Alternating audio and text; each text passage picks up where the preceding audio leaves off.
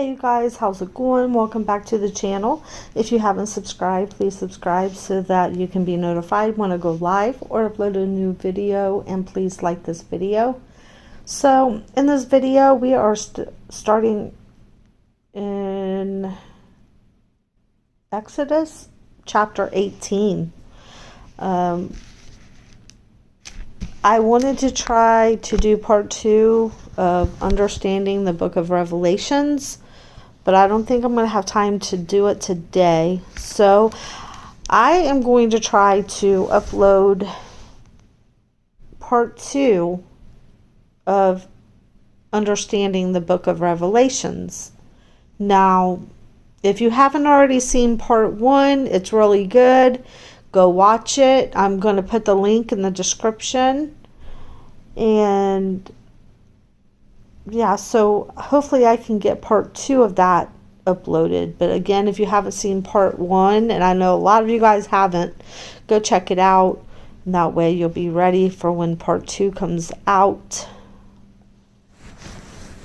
Now let's go ahead and we're going to start in Exodus chapter 18. And also I want to let you guys know too that when I do get a little bit of time, I'm going to try to put these in like a playlist.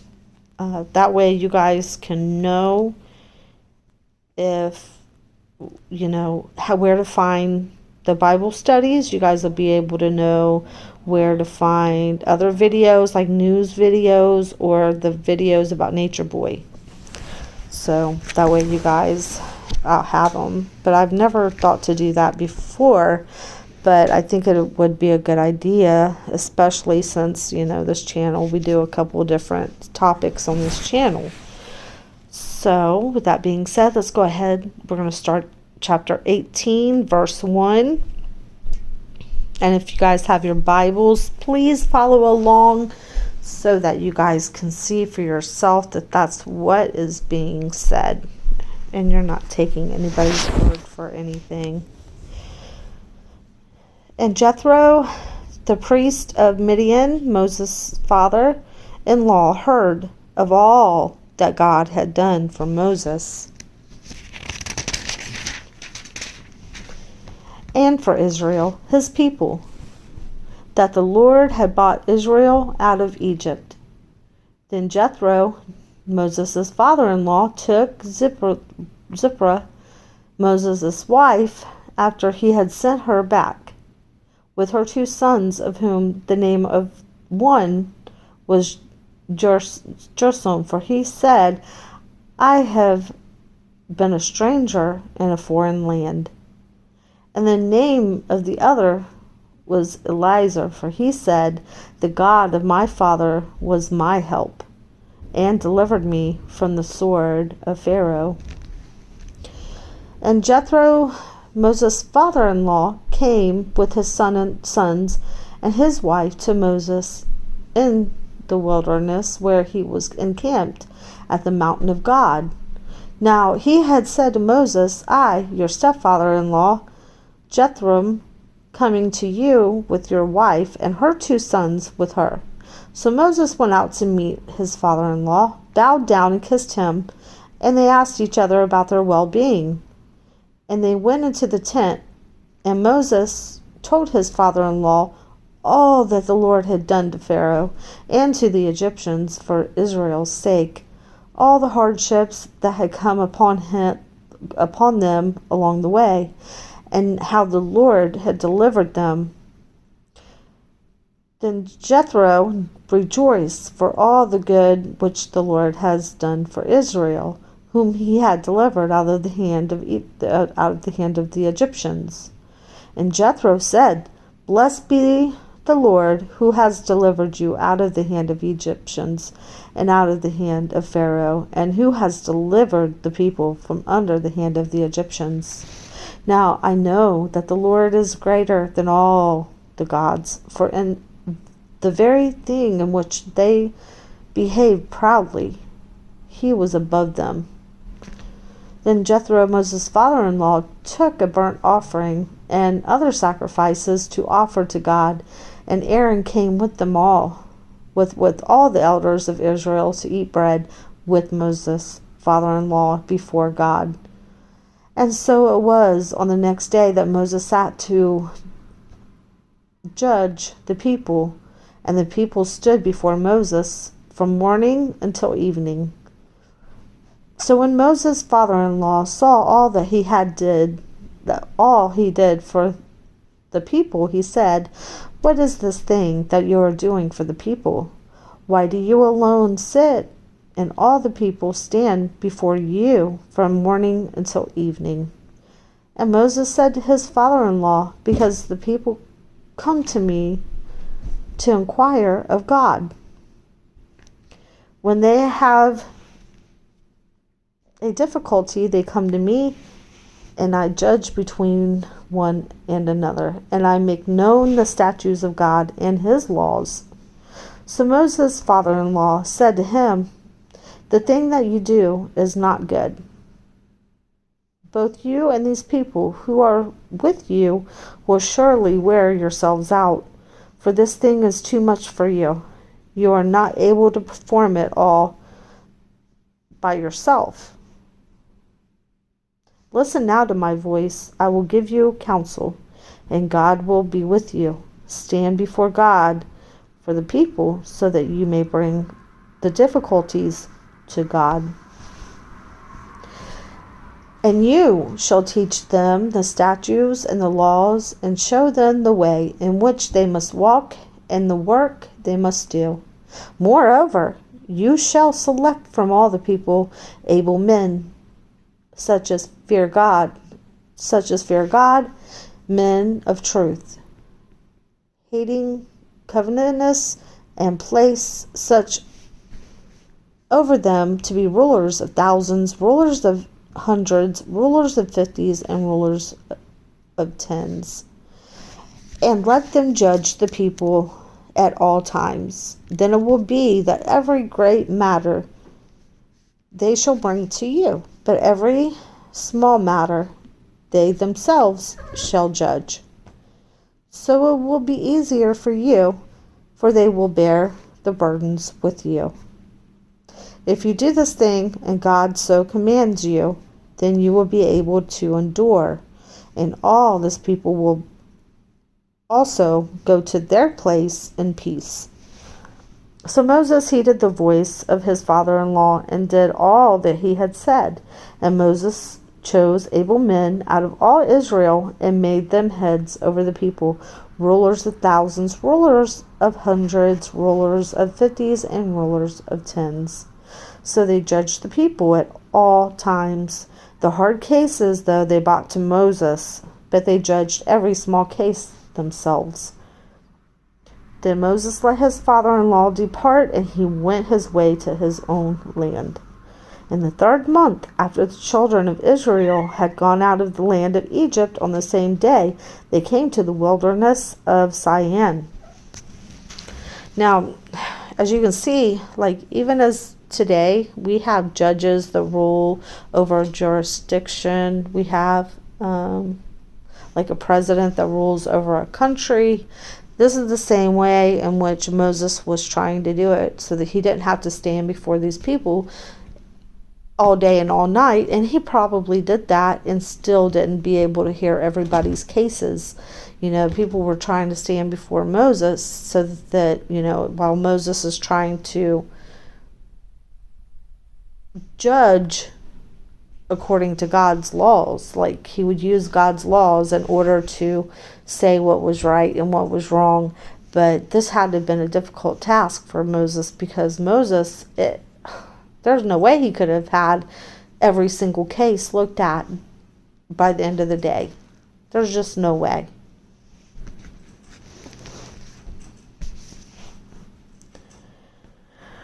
So let's move on. We are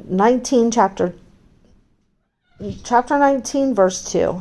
For they had departed from Rephidim, had come to the wilderness of Sin, and camped in the wilderness. So Israel camped there before the mountain. And Moses went up to God, and the Lord called to him from the mountain, saying, "Thus you shall say to the house of Jacob and tell the children of Israel, you have seen what I did to the Egyptians, and how I bore you on eagle's wings and brought you to myself. Now therefore you will indeed obey my voice and keep my covenant, then you shall be a special treasure to me above all people, for all the earth is mine. And you shall be to me a kingdom of priests and a holy nation. These are the words which you shall speak to the children of Israel. So Moses came and called for the elders of the people and laid before them all these words which the Lord commanded him. Then all the people answered together and said, all that the Lord has spoken we will do. So Moses brought back the words of the people to the Lord. And the Lord said to Moses, behold, I come to you in thick cloud, that the people may hear when I speak with you, and believe you forever. So Moses told the words of the people to the Lord. Then the Lord said to Moses, go to the people and consecrate them today and tomorrow, and let them wash their clothes.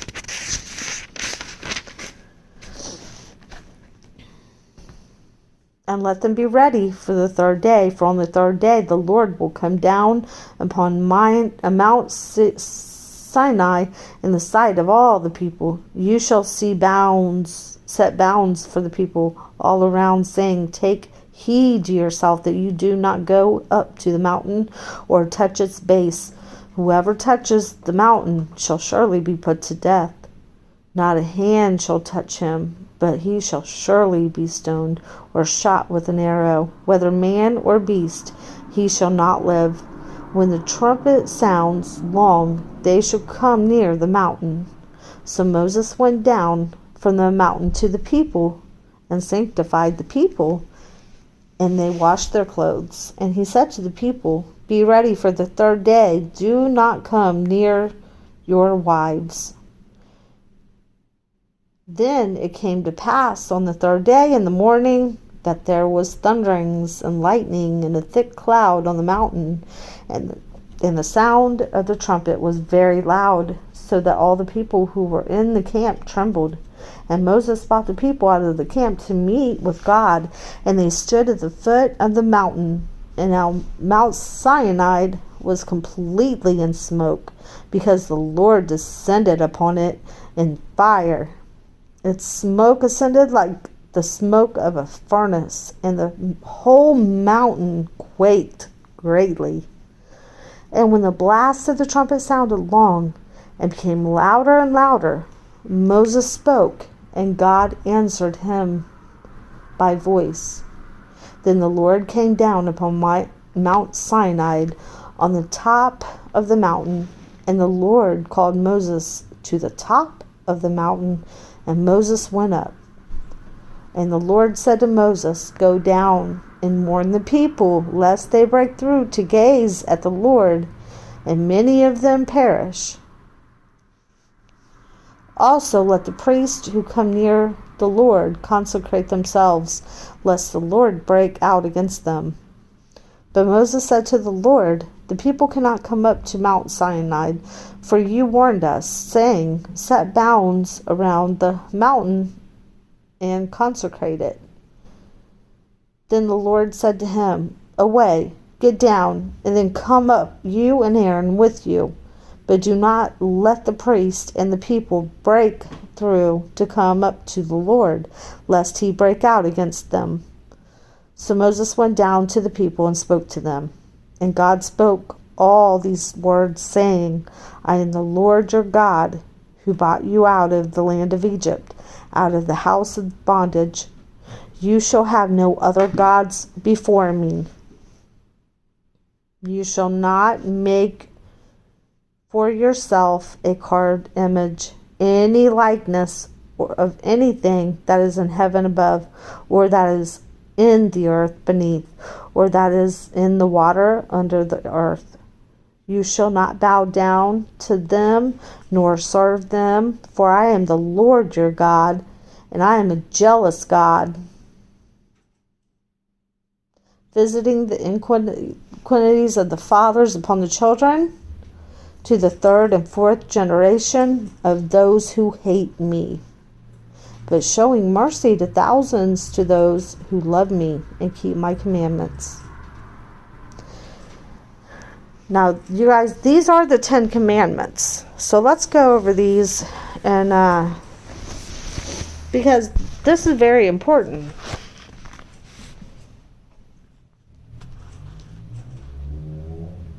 First, you shall have no other gods before me. That means God does not want you to worship any other god. He does not want you to worship yourself. He does not want you to worship Nature Boy. He does not want you to worship any of these other false prophets that's here, filled with demon spirits. He says that you are to worship him and have no other god before him. Number 2, you shall not make for yourself a carved image. That means don't be setting don't set up an idol. Like, in other words, like an idol that you sit and bow down to. Like some of these Catholic churches have, where they're bowing down at the altar. Like, they literally bow. Don't bow before any carven image. Don't make up a carven image. Don't create one. Don't sacrifice at it. Don't worship there at it. Don't create it. Don't have these little trinkets that you can get, because any of that is considered sorcery. It's considered witchcraft. Don't have a false idol. 3, do not bow down to them nor serve them, for I am the Lord your God, a jealous God. Okay, then here we go. But showing mercy to thousands, you shall not take the name of the Lord your God in vain, for the Lord will not hold him guiltless who takes his name in vain.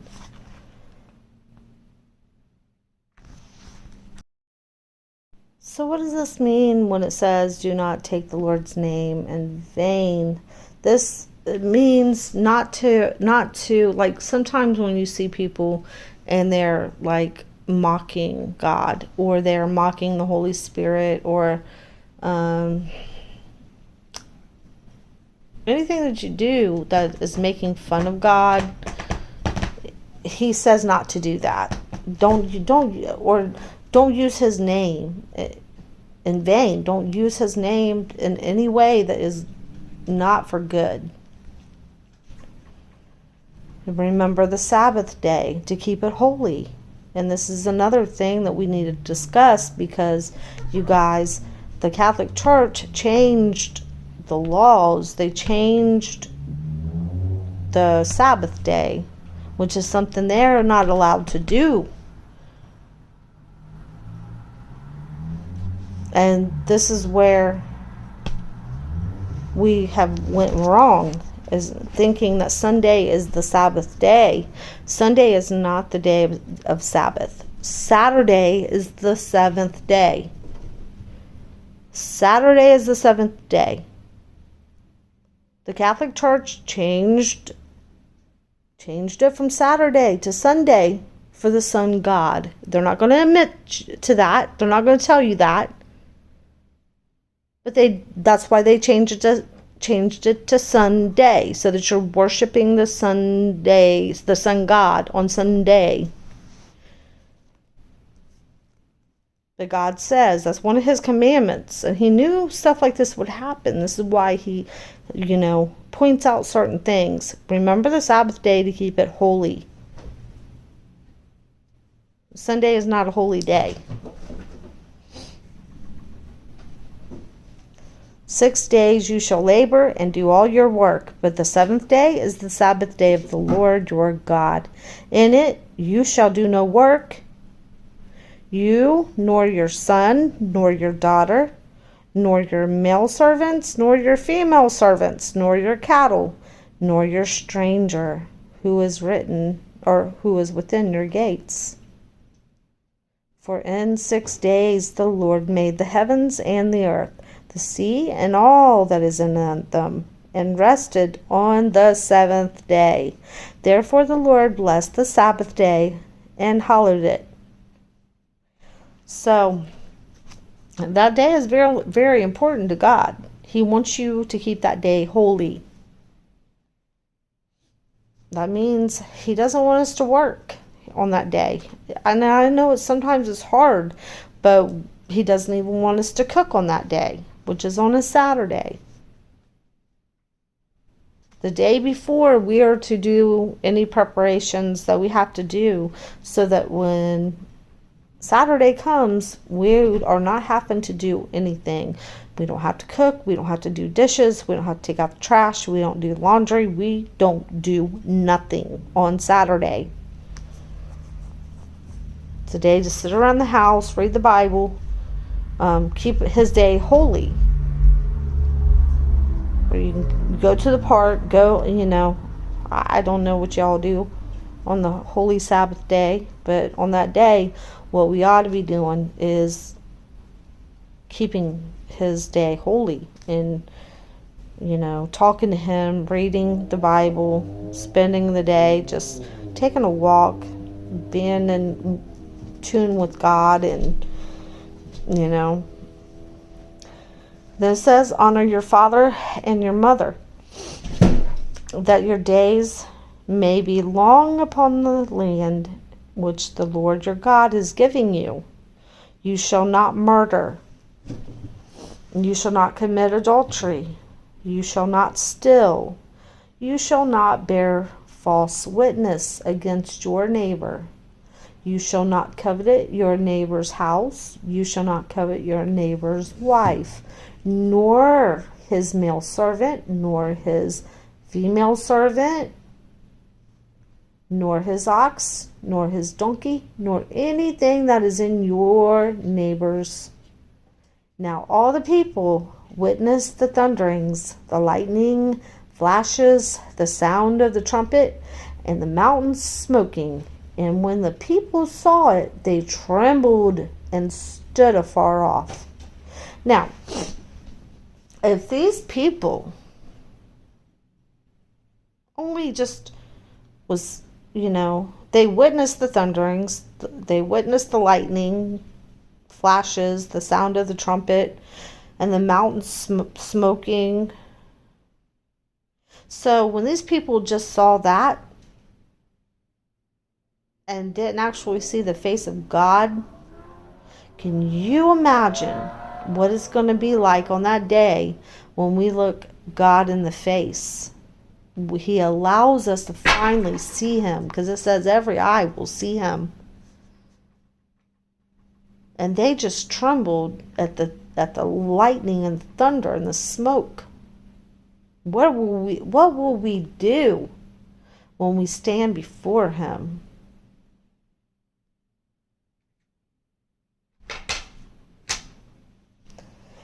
Then they said to Moses, you speak with us, and we will hear, but let not God speak with us, lest we die.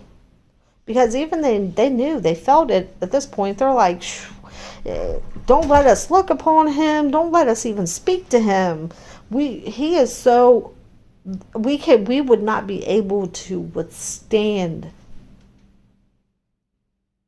even being around Him, let alone look at His face.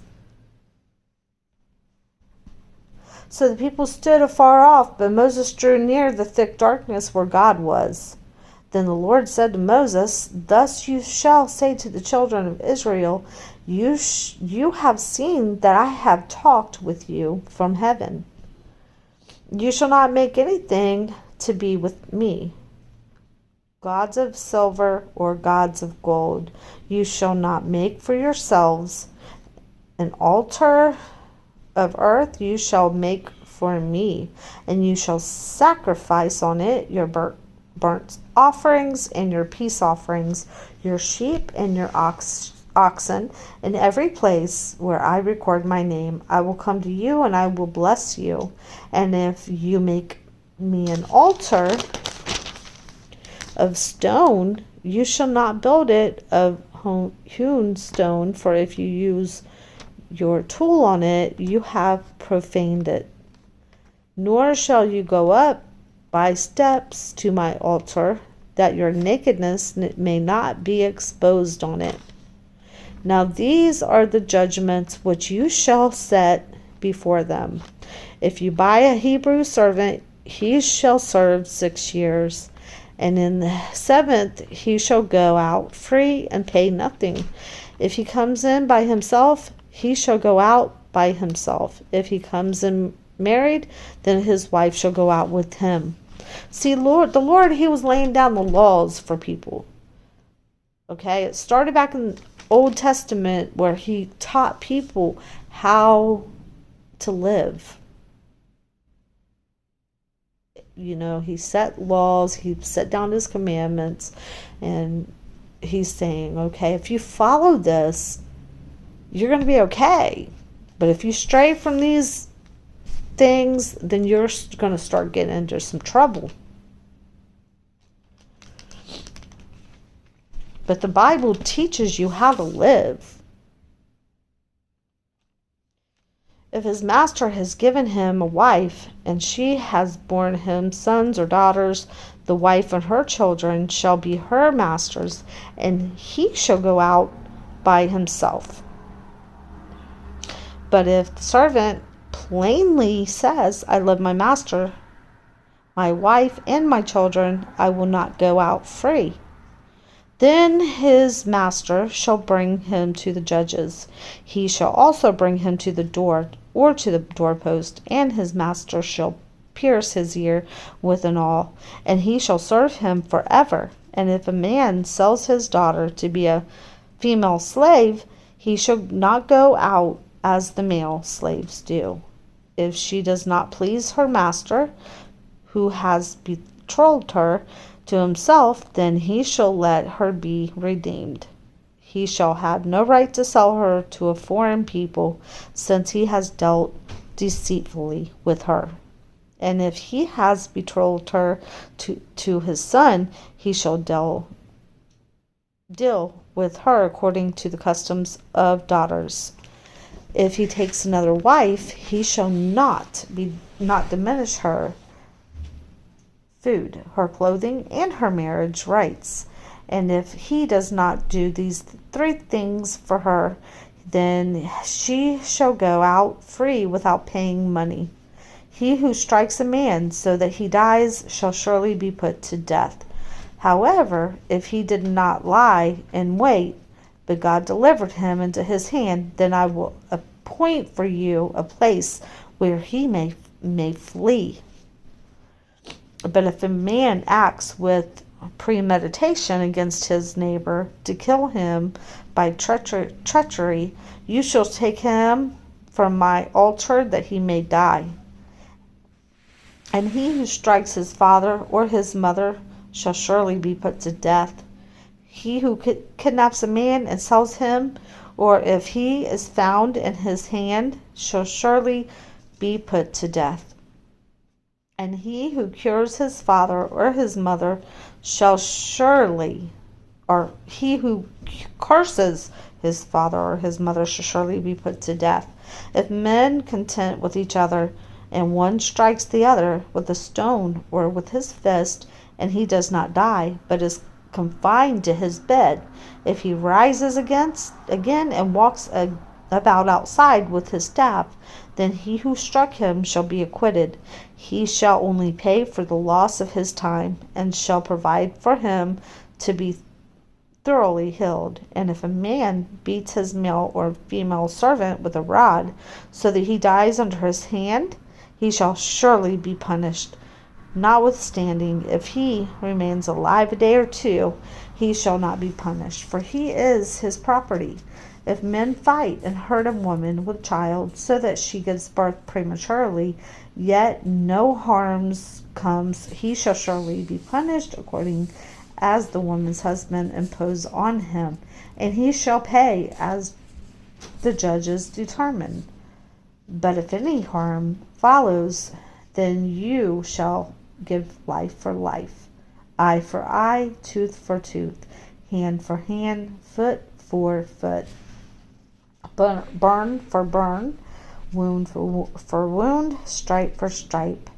If a man strikes the eye of his male or female servant and destroys it, he shall let him go free for the sake of his eye. And if he knocks out the tooth of his male or female, he shall let him go free for the sake of his tooth. But if an ox gore a man or a woman to death, then the ox shall surely be stoned, and its flesh shall not be eaten, but the owner of the ox shall be acquitted.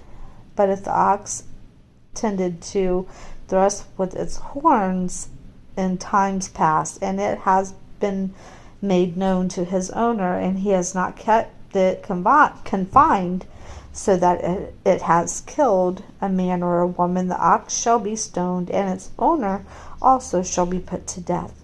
If there is imposed on him a sum of money, then he shall pay to redeem his life, whatever is imposed on him, whether it has gored a son or gored a daughter.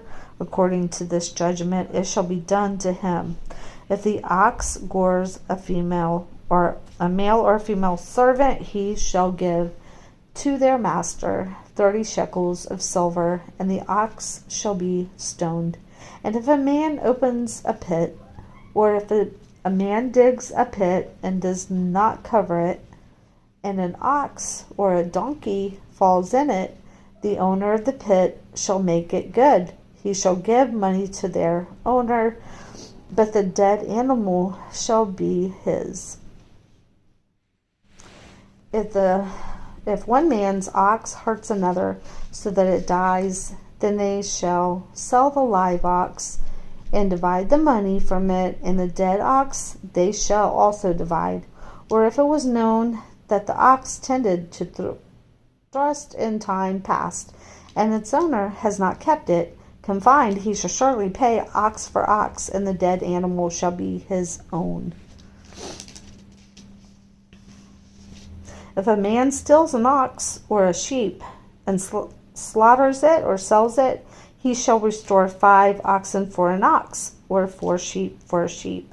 If the thief is found breaking in, and he is struck so that he dies, there shall be no guilt for his bloodshed. If the sun has risen on him, there shall be guilt for his blood. He should make full restitution if he has nothing. Then he shall be sold for his theft. If the theft is certainly found alive, or if the thief is certainly found alive, whether it is an ox or donkey or sheep, he shall restore double.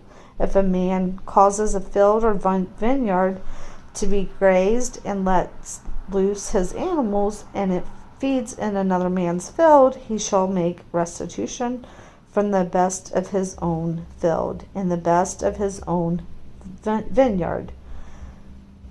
If fire breaks out and catches in thorns so that stacked grain, standing grain, or the field is consumed, he who kindled the fire shall surely make restitution. If a man delivers to his neighbor money or articles to keep, and it is stolen out of the man's house, if the thief is found, he shall pay double. If the thief is not found, then the master of the house shall be brought to the judges to see whether he has put his hand into his neighbor's goods. For any kind of trespass, whether it concerns an ox, a donkey, a sheep, or clothing, or any kind of lost thing which another claims to be his, the cause of both parties shall come before the judges, and whomever the judges condemns shall pay double to his neighbor. If a man delivers to his neighbor a donkey, an ox, a sheep, or any animal to keep, and it dies, is hurt, or driven away, no one seeing it, then an oath of the Lord shall be between them both, that he has not put his hand into the neighbor's goods, and the owner of it shall accept that, and he shall not make it good.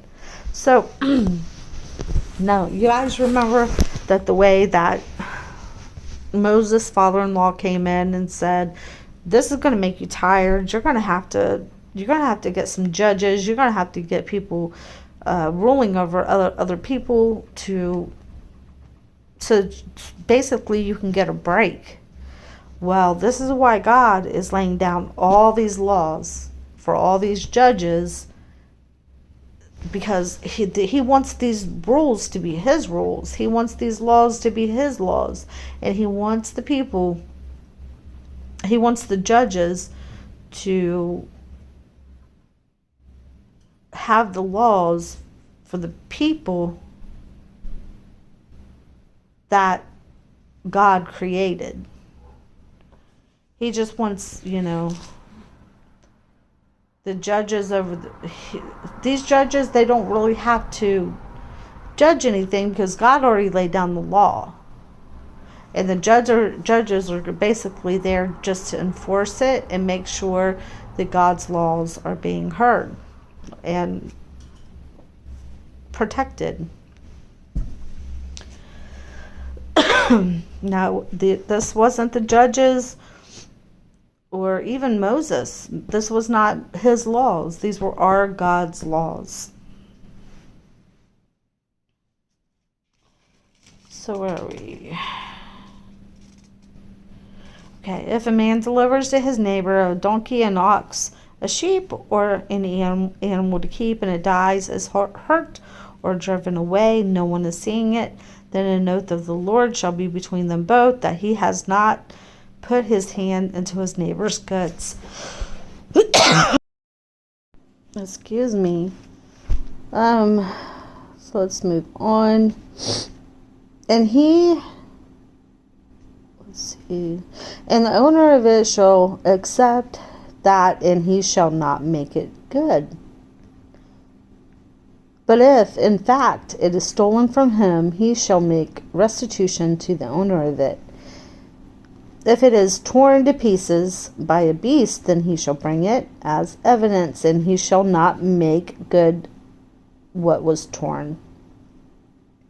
And if a man borrows anything from his neighbor, and it becomes injured or dies, the owner of it not being with it, he shall surely make it good. If its owner was with it, he shall not make it good. If it was hired, it came for its hire. If a man entices a virgin who is not betrothed and lies with her, he shall surely pay the bride price for her to be his wife. If her father utterly refuses to give her to him, he shall pay money according to the bride price of virgins. You shall not permit a sorceress to live. Whoever lies with an animal shall surely be put to death. He who sacrifices to any god except to the Lord only, he shall be utterly destroyed. You shall neither mistreat a stranger nor oppress him, for you were strangers in the land of Egypt. You shall not afflict any widow or fatherless child. If you afflict them in any way, and they cry at all to me, I will surely hear their cry. And my wrath will become hot, and I will kill you with the sword. Your wives shall be widows, and your children fatherless. If you lend money to any of my people who are poor among you, you shall not be like a money lender to him. You shall not charge him interest. If you ever take your neighbor's garments as a pledge, you shall return it to him before the sun goes down. For that is his only covering. It is his garment for his skin. What will he sleep in? And it will be that when he cries to me, I will hear, for I am gracious. You shall not revile God, nor curse a ruler of your people. You shall not delay to offer the first of your ripe produce and your juices for the firstborn of your sons you shall give to me. Likewise you shall do with your oxen and your sheep. It shall be with his mother 7 days. On the 8th day you shall give it to me. And you shall be holy men to me. You shall not eat meat torn by beast in the field. You shall throw it to the dogs. You shall not circulate a false report. Do not put your hand with the wicked to be an unrighteous witness. You shall not follow a crowd to do evil, nor shall you testify in a dispute so as to turn aside after many to pervert justice. You shall not show partiality to a poor man in his dispute. If you meet your enemy's ox or his donkeys going astray, you shall surely bring it back to him again. If you see the donkey of one who hates you lying under its burden, and you would refrain from helping it, you shall surely help him with it. You shall not prevent or pervert the judgment of your poor in his dispute. Keep yourself far from a false matter. Do not kill the innocent and righteous, for I will not justify the wicked. And you shall take no bribe, for a bribe blinds the discerning and perverts the words of the righteous. Also you shall not oppress a stranger, for you know the heart of a stranger, because you were strangers in the land of Egypt. 6 years you shall sow your land and gather in its produce, but the 7th your year you shall let it rest and lie fallow, that the poor of your people may eat, and what they leave the beasts of the field may eat. In like manner you shall do with your vineyard and your olive grove. 6 days you shall do your work, and on the 7th day you shall rest, that your ox and your donkey may rest, and the son of your female servant and the stranger may be refreshed. And in all that I have said to you, be circumspect, and make no mention of the name of other gods, nor let it be heard from your mouth. 3 times you shall keep a feast to me in the year. You shall keep the feast of unleavened bread. You shall eat unleavened bread 7 days, as I commanded you at the time appointed in the month of Abib, for in it you came out of Egypt. None shall appear before me empty. In the feast of harvest, the first fruits of your labors which you have sown in the field, and the field of ingathering at the end of the year, when you have gathered in the fruit of your labors from the field. 3 times in the year all your males shall appear before the Lord God. You shall not offer the blood of my sacrifice with leavened bread, nor shall the fat of my sacrifice remain until morning. The first of the first fruits of your land you shall bring into the house of the Lord your God. You shall not boil a young goat in its mother's milk. Behold, I send an angel before you to keep you in the way and to bring you into the place which I have prepared. Beware of him and obey his voice. Do not provoke him, for he will not pardon your transgressions, for my name is in him. But if you indeed obey his voice and do all that I speak, then I will be an enemy to your enemies and an adversary to your adversaries.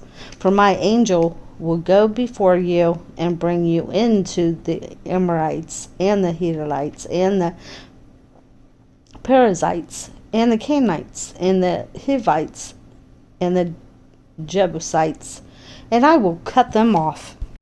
You shall not bow down to their gods, nor serve them, nor do according to their works. but you shall utterly overthrow them and completely break down their sacred pillars. So you shall serve the Lord your God, and he will bless your bread and your water, and I will take sickness away from the midst of you. No one shall suffer miscarriage or be barren in your land. I will fulfill the number of your days. I will send my fear before you. I will cause confusion among all the people to whom you come, and will make all your enemies turn their backs to you. And I will send hornets before you, which shall drive out the Hivites, the Canaanites, and the Hivites from before you. I will not drive them out from before you in 1 year, lest the land becomes desolate, and the beasts of the field become too numerous for you. Little by little I will drive them out from before you, until you have increased, and you inherit the land. And I will set your bounds from the Red Sea to the sea Philistine, and from the desert to the river, for I will deliver the inhabitants of the land into your hand, and you shall drive them from out before you. You shall make no covenant with them, nor with their God. They shall not dwell in your land, lest they make you sin against me. For if you serve their gods, it will surely be a snare to you. Alright, so this is all I have, and when we come back, we will start in chapter 24. So I'm going to go ahead and end it here, but like I said, go ahead and check out the Revelations, how to understand the book of Revelations, part 1, and then that way it will get you ready for part 2. And I hope you guys have